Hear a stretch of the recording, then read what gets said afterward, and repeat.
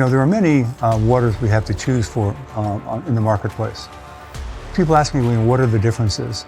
So if you just have something like mineral water or many of the other waters that are bottled, it's water. The difference with hydrogen water, and this is very important, hydrogen water with therapeutic levels of hydrogen, it acts as this powerful antioxidant and has all of these various positive attributes, like we talked about, the metabolic syndrome, energy when we're working out, cutting down on fatigue. It also is wonderful for when you're traveling and you're making changes in the time zones. It really helps revive you. And so I'm looking at other waters and whatever claims they're making. Mineral water is very healthy, but there's no evidence that alkaline water is doing anything positively. And if it is, it's because it does contain small amounts of hydrogen. So let's talk about the importance of the levels of hydrogen. Most of the studies indicate that you have to have a certain level of hydrogen in the water to be therapeutic.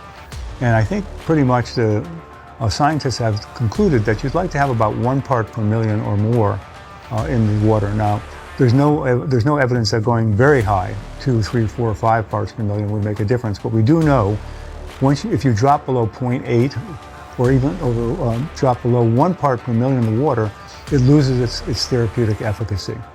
Now, we were very concerned with that, and when I started this company, I spent a lot of time doing research, and we looked at the containers. Now, people say, why is it in cans? Well, hydrogen is such a tiny molecule. If it was in glass or plastic, it would disappear in a matter of hours.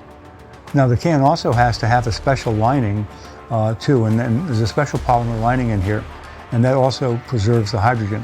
So we've been looking at our cans that we actually filled over 6.5 years ago, and we haven't lost any of our hydrogen, so we're still at about 1.3 parts per million.